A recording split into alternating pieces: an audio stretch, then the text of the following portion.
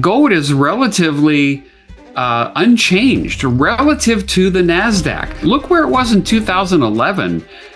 It was much, much higher. In my opinion, there has not been a rotation, and this is our investment thesis right now. But what I'm saying is, if you get a total wipeout waterfall crash in the entire sector, that would be a signal to me, okay, I'm looking for an entry point now. It's my pleasure to welcome to the show Jeff Clark, founder of thegoldadvisor.com. We'll get his take on gold, silver, mining stocks, and how the economy is shaping up to grow in 2026. What are the metals and commodities markets signaling? Welcome to the show, Jeff. Good to see you. David, it's great to be back with you. And yes, there's a lot to talk about in the gold market right now. We're living in a time when gold is moving up $200 a day, up and down, and that's just the nature of the game in 2026. I don't think I expected to say this soon in my career. I know I've been interviewing you several years ago, and back then a $200 move in a single day was unheard of. You'd have to have a major war to break out for that kind of a move to happen. But these days, it's we're just looking at a 1% drop in gold today. It was down for $5,400 not too long ago, and then a week ago, it was trading below $5,000. Let's start with that. Is $5,000 the new floor, or do you think that it's the new ceiling? What are we looking at right now? It's just been consolidating around $5,000 up and down, plus $200, $300 for quite some time. The $200 move, what's more important about that, in my opinion, is the percentage move. $200 move at $5,000 gold is less significant than a $200 move at $1,000 gold. So it's more about the percentage move. But you're right. You and I have been talking a while, and $200 in a move is quite significant. We've really haven't seen that much. So, and that's partly because, or mostly because, the volatility that we've seen here in this market, both up and down. So the reality is the gold market right now is much more volatile than it traditionally has been. It's a static metal. It's not something that is typically very volatile, and yet here we are. It is volatile right now. So that's a reality I think investors have to live with right now. And there's lots of reasons for that, but the bottom line is, you have to, our motto is ride the wave, buy the dips. So you're riding the volatility higher, and you're buying the dips when the volatility is pushing prices lower. Let me just share this chart on the screen that you've prepared for us. This is an Excel spreadsheet, but we have a chart here. Relative to the NASDAQ, gold is still near 10-year lows. Either the stock market's really, really overvalued, or gold is still undervalued at $5,000. And I make that statement, and a lot of people in the comments may not probably agree with that. I see that in the comments already on other videos. People say it's asinine to say that the parabolic move in gold hasn't begun yet, given how far it's already gone. But that's one person's interpretation. How are you interpreting this chart? Well, it's a fair point. Gold has had little mini manias here twice already since this bull market started. So I understand the point. I don't disagree. What my point is, in the bigger picture, gold, look at the chart. Gold is relatively unchanged relative to the NASDAQ. Now, this data is about 30 days old, as you and I talked, David, but look where it was in 2011. It was much, much higher. In my opinion, there has not been a rotation, and this is our investment thesis right now. There's not been a rotation from Main Street, Wall Street, into the gold sector, especially into the equities. And so therefore, in my opinion, we still have that yet to look forward to, because the general market has not had a bear market. It's not had a big correction. It's not gone into any kind of malaise or anything. So when that happens, those investors outside of the gold market right now are going to be looking and seeing all the green in the screen in the gold market, and they're going to be attracted to it, and some are going to come buy it. Do you think that if we have a rotation into gold, or more of a rotation into gold from the NASDAQ or other tech sectors, stock sectors rather, do you think that the people buying gold today would be different or the same as those buying gold in 2011? When the NASDAQ to gold ratio peaked, the gold to NASDAQ ratio peaked back then at 0.8? Will the investor crowd be different? Yeah. Well, the demographic, who's buying gold today, and is that crowd different than 14 years ago? It was, that's a good question, David. It was making headlines back then because it was rising steadily, not like it is today. This is more like the 1970s bull market, but it was rising steadily. I remember getting a call from NPR wanting to do an interview, and I thought, we might be near the top for when they call. And it turned out that we actually were near a top then. But this is more of a mania and a surge, and there's probably more fears right now because of wars and geopolitics and death and all those things. So I think it's attracting more people, but I don't think that surge is necessarily over. There's still a lot of people, obviously, that don't own any gold. What's the macro incentive for, let's say, an institutional fund? Not just a retail investor, but an institutional fund to be holding gold in today's environment. I think they're finally waking up, David, to the fact that gold can be a viable strategic hedge to your portfolio. And researchers bear this out.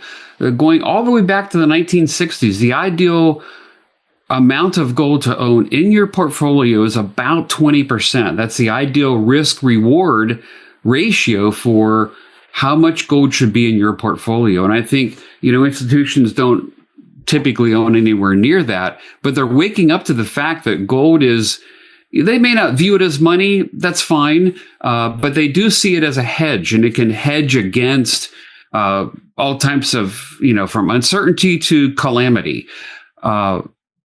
Because they see that they're, moving into the gold sector and are adding to their holdings.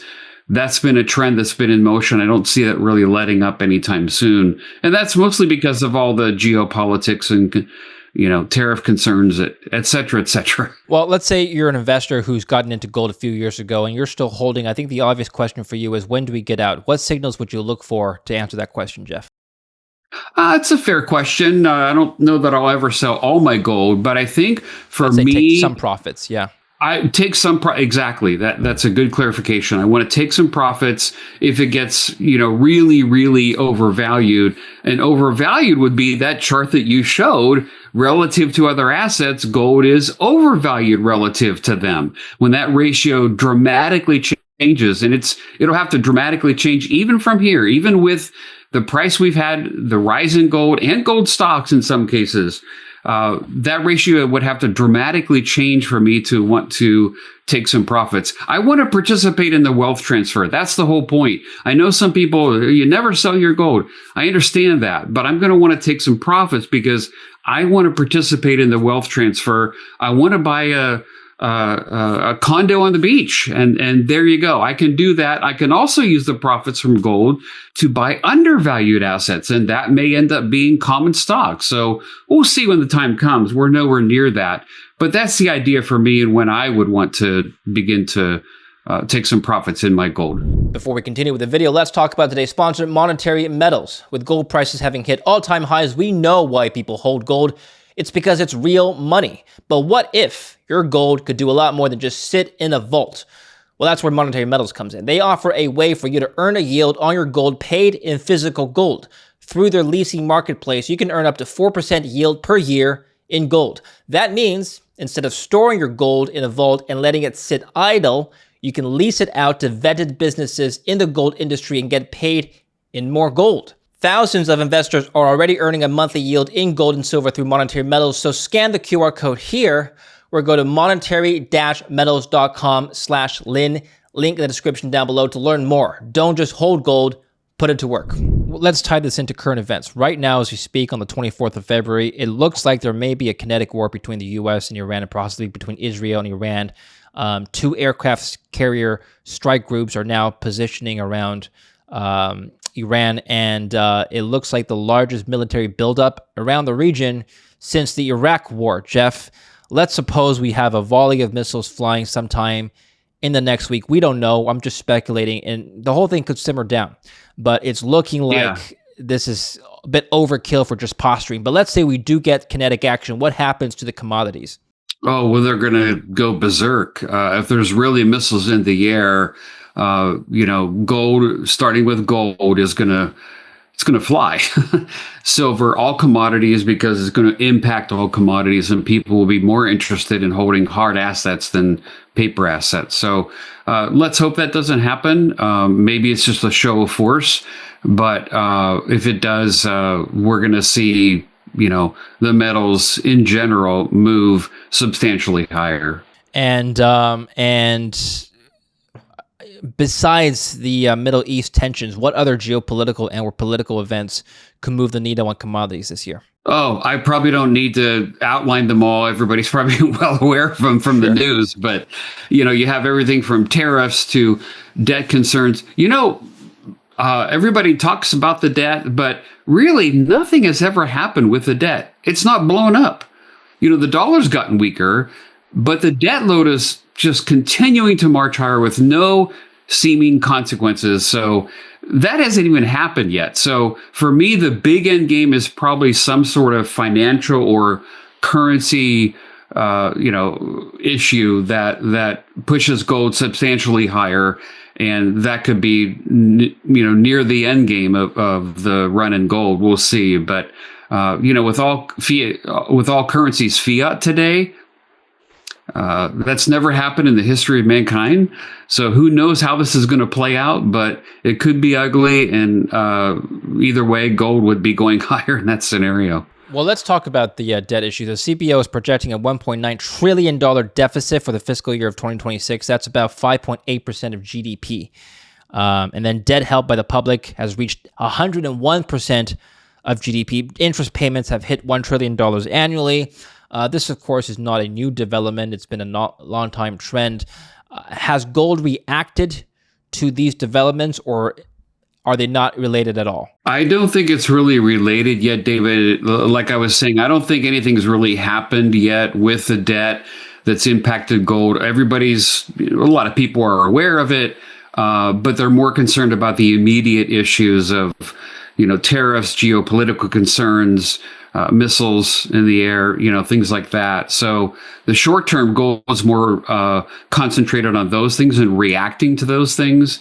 The debt issues, when something breaks down there, not just a headline, but when something actually breaks down and it impacts our currency, whether it's, high inflation or even hyperinflation, let's hope we don't get that. But whatever the fallout might be from the debt load, that's when we're going to see probably a much higher gold price. Okay. Jeff, what about silver? I think is a question people have been asking. Silver or gold right now, especially since both have already corrected from their highs in late January. Are you equally bullish on silver as you are with gold? Oh, yeah. Silver, I think everyone knows silver, gold leads, silver lags when you first start. But earlier this year and late last year, silver started to pass gold in terms of a percentage gain or a percentage return. And that's what you see in a bull market. And so that's going to pick up again once the next leg up in gold starts. And silver has its own factors and drivers separate from gold. The big one probably is the supply-demand imbalance. We've been in a deficit. Silver's been in a deficit for 5 years and counting now, and there's really no end in sight. COMEX and LBMA inventories continue to fall. So there may still be plenty of above ground silver, but with the acceleration of depletion of their inventories, that's going to get to be an issue at some point. So, silver has done well, and I expect it to continue to do well in the next leg up, whenever that may be. How would you as an analyst go about deciding which is a reasonable floor for silver now, given how far we've already come from $35 just a couple months ago when you think about it, Jeff? That's a fair question, and the answer is nobody knows. You can make guesses. Technical analysts can sometimes be very good at that, but I'm not too worried about it. And David, the reason I'm not worried about it is I'm prepared for whatever the scenario may be. I'm prepared for silver to move higher because I have a strong exposure to silver. I have very strong exposure to silver equities, but I'm also prepared for silver to move lower, meaning I have a very high cash balance. So if silver were to crash more than it already has, significantly more, not just a 5 or 10% daily move, but if it does crash more, I have a big cash balance to sort of defend myself against that, if you will, but also to take advantage of it and to buy more silver and especially more silver stocks. So it's hard to answer. I'm trying not to give you a cop-out answer, but who knows where that floor is. But for me as an investor, the most important thing I can do is be strategically prepared for either scenario to happen, or the more likely scenario, we just stay where we are for a while. Bouncing around, some volatility, but in a range until the next leg up is decisively in place. What are the current or new trends happening in our economy that may push other commodities higher? I'm talking about uranium, copper, palladium, platinum, other metals that you may be following, some trends that you're following. Well, we follow copper and uranium closely and basically for the same reasons, a supply-demand issue. There's just not enough supply in the big picture for either metal going forward. There's political support for both. There's environmental support for both. Prices have not really, they've broken out, but they're not really at, highs that would tell you they're peaking. They're just basically breaking out right now. So when you add all these factors up, we're very bullish on copper. We're very bullish on uranium and have exposure to both. And that's because of the data center build out or other issues, Jeff? That and everything else you can think of. There's a lot of demand for both of those that is coming down the pike. That's here now, and it's only going to increase. And yet supply for both of those metals is not in place going forward. It's just not there. And so you have a perfect storm for both metals when you look at supply demand. And if you can find a company or a group of companies that is directly in the path of that is what I think is going to be a very good investment. Any commodities you don't like, Jeff? Fair question. I don't follow the soft commodities. Platinum and palladium are precious metals. They're more rare than gold, but they're 95% industrial. And so it really comes down to A, supply demand for those two metals, and B, the health of the economy. If you think the economy is going to grow and you think supply is going to be short of demand for either of those metals, then those would be good investments or speculations, I might say. But I'm not going to own them as for money reasons, for financial or monetary reasons. I'm not looking too closely at equities that are in those two metal areas. And again, it all starts with the fact that they're industrial metals. Well, let's talk about the resource stocks right now. You've been following this space for, a long time now. What is different this time, if anything, versus prior bull cycles? This time is different. It's probably the most dangerous phrase in finance. So is it different this time? You have to go back to the 1970s to find a comparable period to what we have now in terms of the movement and the excitement in gold and gold stocks. You have to go all the way back to when I had a giant red afro to find a comparable environment. This is not 2011. Can we see pictures, Jeff? Can we? Yeah, I do have pictures, but I don't know if I want to share them with you. Sure. But really, this is not the 2011 bull market. This is the 1970s. And so we've had mini manias already, just like back in the 1970s. We've had big moves. We've had even bigger moves in the stocks. But again, the stocks have not moved relative to other asset classes. If you pull up a chart of gold and gold and gold stocks, you'll see that gold stocks really haven't broken out as a group relative to the gold price. They're still stuck in a trading range. In fact, some of them, basically, those ratios are back are the same level they were back in 2020 in the COVID crash in 2016. So you have to go back pretty far to find a scenario where the gold stocks have really broken out. That is still ahead, in my opinion. And I'm investing accordingly. I'm looking forward to that because I think it's, you can't ever say it's inevitable, but I think it's there's high likelihood that that's exactly what we get. Well, I think one of the clearest indicators of any differences between this bull market and the prior one in 2011 is what the miners are doing with the current gold prices. So anything they're doing, or I guess, how are they structurally approaching this bull market any differently today versus 15 years ago in terms of M&A, in terms of approaching deals, and in terms of exploration, the pace at which they're doing PEAs and all that? Operationally, is this cycle different? Yes, because first of all, the miners as a group have lowered their debt levels tremendously. They took on a lot of debt back in the 2011 bull market, growth for growth's sake.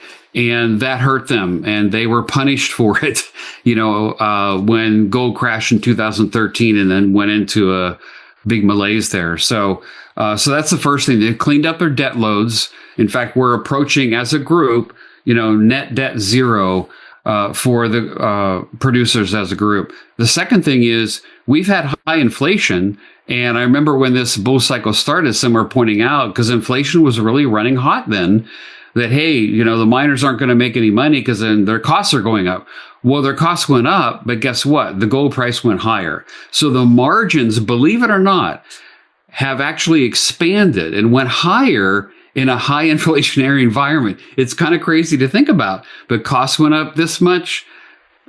Gold price went up even more than that. And so margins are even higher. So for the first time in history, we're seeing margins at, $3,000 gold per ounce. That's incredible. That's amazing.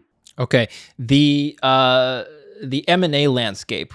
Tell us about any of the major deals that happened in the last couple of months. I know there was a Teck and Anglo merger that happened mid-September, but since then, has M&A picked up, or has it been just kind of quiet compared to what it's you would still expect? been relatively quiet. It does get in the news, but where I'm focused at, David, is the smaller junior company that's made a discovery and all of a sudden is becoming a viable, attractive takeover candidate. And that all of that is still ahead. There's been some deals for the smaller companies, but that is all still ahead. The M&A is still not really. What are they waiting for, Jeff? That's a good question. A year ago, the answer would have been, well, a sustainably higher gold price. And we have that now. We have a sustainably higher gold price. I think, it takes time from discovery to, a mine to an operation, 10 years. And so therefore, a lot of these companies are waiting to see these companies develop further and all that. But the point is, the reason this is probably going to shift is because the producers do have high cash levels now. They have a lot of cash. They have a lot of cash flow. And they have lower debt, much lower debt than they had in 2011. So they have the trifecta. They have the perfect scenario under which they can begin to do M&A. And I think we all know, I think every viewer knows, David, that there's been fewer discoveries. There's been fewer big development projects over time. And we're going to need more M&A in the sector because majors need ounces. They need ounces. If you produce 1 million ounces a year, you got to buy 1 million ounces or find 1 million ounces just to stay even, much less grow. So I think the scenario is there for M&A to pick up. Well, if you were a major right now, if you're an executive at a major company and your free cash flow is probably through the roof because gold's at $5,000, wouldn't you want to, I guess, use that cash flow now to finance your own discoveries, your own brownfield or greenfield exploration? Would that be cheaper today than buying a junior? What do you think? The answer, last year when I looked into this was no. It was actually cheaper to buy ounces than go out and try to develop, because you've got to hire a team, you've got to hire a lot of drilling. And what if you don't have it? You don't know that you have it. It might be a brownfields project, but you don't know you've got another 1 million ounce or 5 million ounce resource there. So, I don't think that shift has really taken place yet. So it still might be cheaper to go out and buy, but you're right. They do have high cash flow so they can begin to do their own exploration, around their existing projects. But that doesn't mean M&A is not going to happen. M&A is ripe. It's ripe to happen. And I think you want to focus on companies that are very attractive candidates. They have real assets in a pro-mining jurisdiction with a resource base that can grow significantly. Yeah. That's an attractive candidate for a producer. How do we know if they're actually attractive? Because what you just said, great resources in great jurisdictions, pretty much every single miner at the booths, at the trade show, are all saying they've got great assets in a great jurisdiction. How do we pick, from the haystack here? Well, I wrote a book to answer that question, but sure, basically you are looking for, an asset that's like my grandma's chocolate chip cookies, big and rich. It's got to be big, and it's got to have not just high grade, but strong economics. And not all of them have that, or they don't even know if they have that yet. It's too early.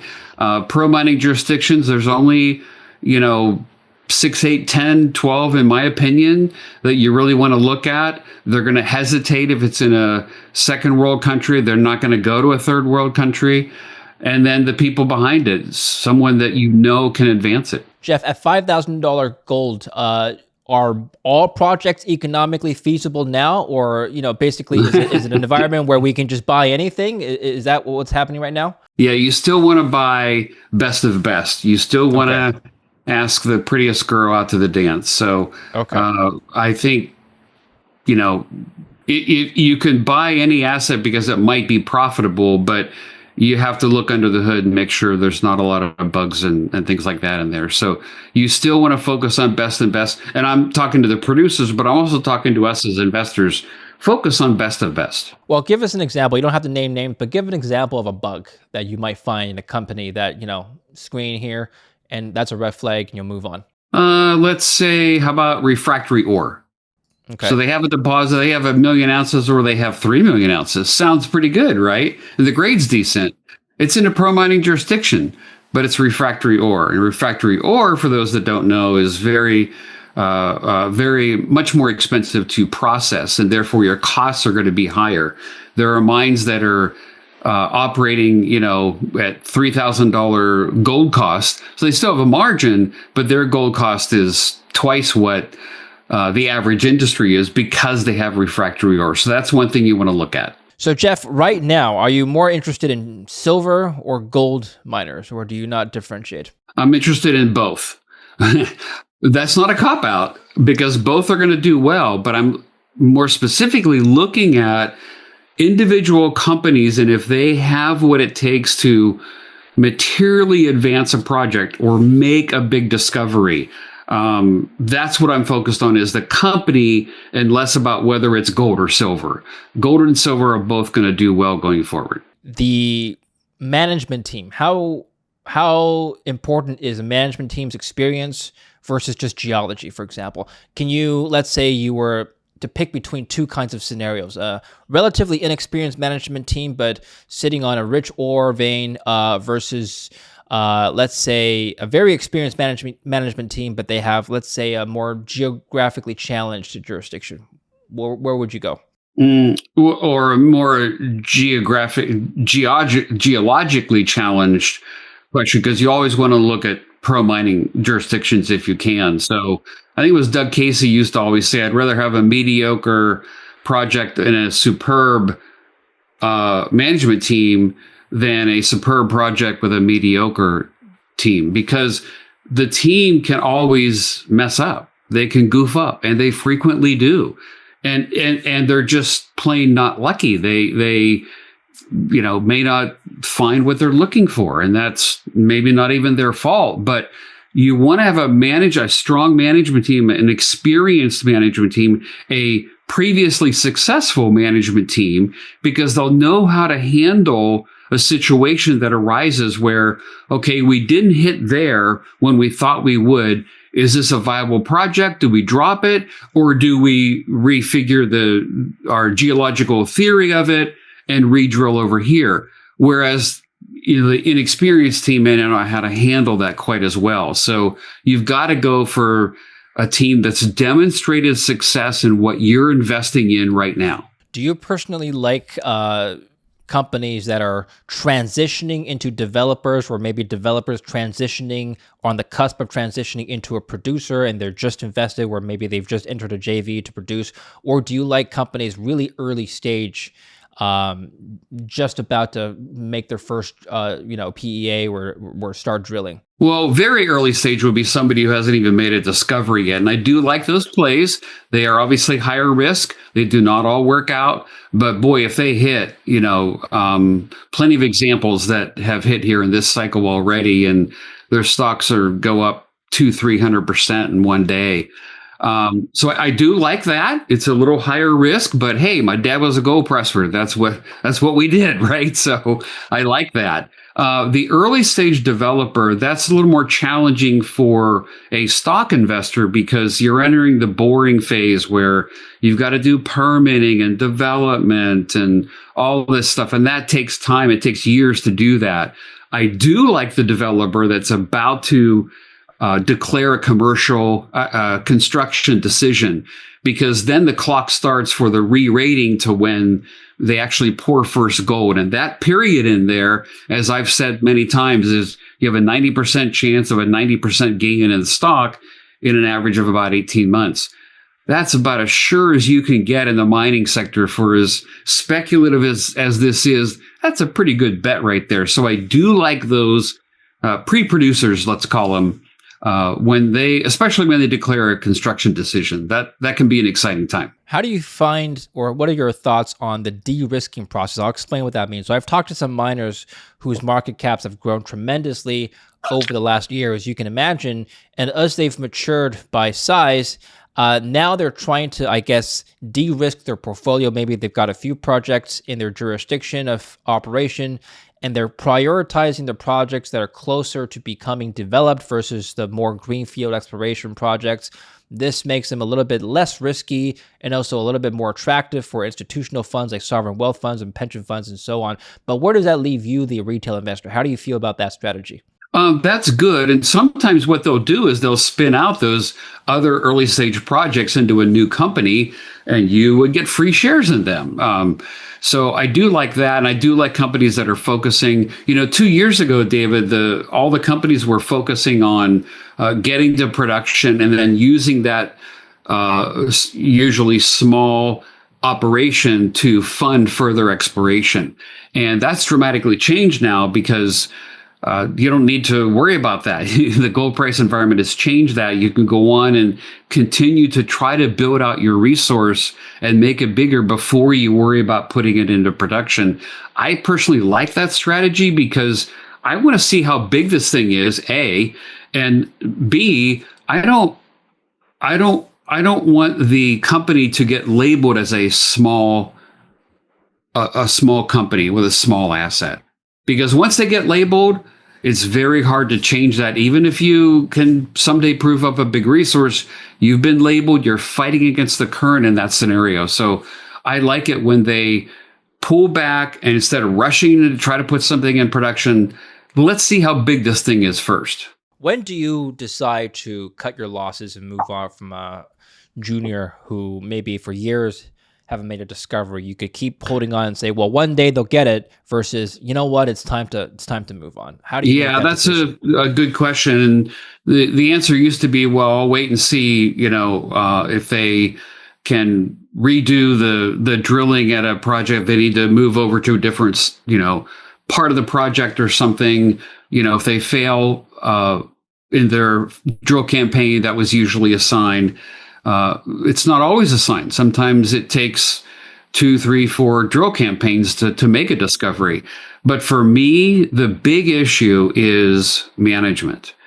If the team is just not dealing with the issue at hand, whatever it might be, missing in a drilling, the resource not growing, finding different kind of ore than they thought, if they're not handling that in a proactive and very meaningful way to push this company forward, if they can't do that, you got to sell them. So as important as we say people is, it's even more important because it's how they handle whatever comes their way. And David, I think I've sold, I don't know how many companies, but let's say a third of the ones I've sold is because they failed in their thesis. They failed to prove up what they were trying to do, which is usually drilling. But 2/3 of the time I'm selling because I just don't like how the management team is handling the issue that has come their way. And we could write a book on that, but it comes down to that for me. A lot. It's more often I'm selling because of a failure or weakness on the part of the management team than a failure on the drill program. What if let's say we're in a bull market right now and management is not delivering on their operational promises, but the bull market is lifting all boats and maybe their valuations are just going up by default? What do you do then? I sell. Okay. I sell because it doesn't necessarily mean they're going to fail today, but in the big picture, in the long term, they're fighting an uphill battle because they may not be able to handle many of the issues that come up when you're operating a mine. So anybody can miss a quarter, but when you start seeing consistently that they're missing, to me, that's a clear sign of management, and I personally would sell. And I'll just, for miners, before we wrap up, I'll ask you the same question I asked you about the gold bullion, which is, look, the miners, the juniors, let's say the GDXJ, which is the VanEck Junior Miner Index, has already gone up 185% in the last 12 months. At what point does an investor start to take profits? In other words, what are the indicators you look for to make the decision that this bull rally has started to lose some steam? Well, we're in a pause or correction phase right now, so that's how I look at this. Whoops, there, get that out of the way. This is a healthy digestive period, if you will. And who knows how long it'll last. It may last till September. September is typically gold's best month of the year every year, so it could last that much longer. But I don't look at it quite like that. I'm looking at it not as the chart you just showed, but I'm looking at the chart we first showed, that relative to other asset classes, gold and gold stocks have really not moved all that much.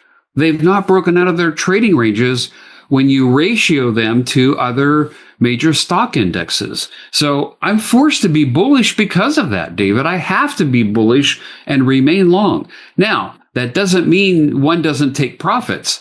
You do take profits. When you got a double, triple, or a 5X or 10X, you do need to take some profits.